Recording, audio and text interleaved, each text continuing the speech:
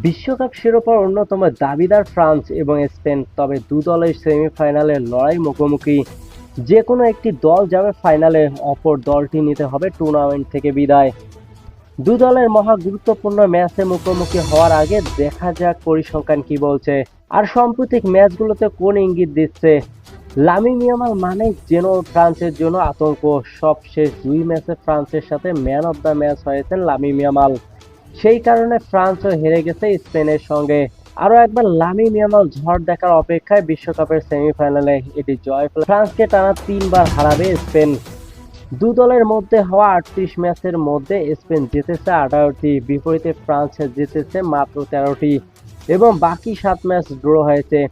তবে ফরাসিরা গর্ব বলতেই পারেন যে সবচেয়ে গুরুত্বপূর্ণ ফাইনালগুলো তারাই জিতেছেন, যেমন 1984 সালে ইউরোপ কাপের ফাইনাল এবং 2021 সালে নেশন লিগের ফাইনাল।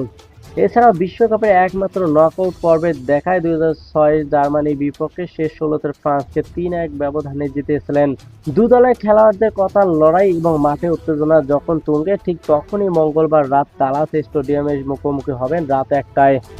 এই ম্যাচে ফেভারিট হিসেবে কাউকে আলাদা করে কঠিন। বর্তমান ইংল্যান্ডের পাশাপাশি স্পেন ও ফ্রান্সকে ইউরোপের সবথেকে শক্তিশালী 3 দলে মনে করা হচ্ছে। আর এখন দু দলের সামনে সুযোগ রয়েছে বিশ্বকাপের ফাইনালে জায়গা করে নেওয়ার। ফ্রান্স বনাম স্পেনের ম্যাচটিতে আপনার প্রেডিকশন জানিয়ে দিন কমেন্ট বক্সে।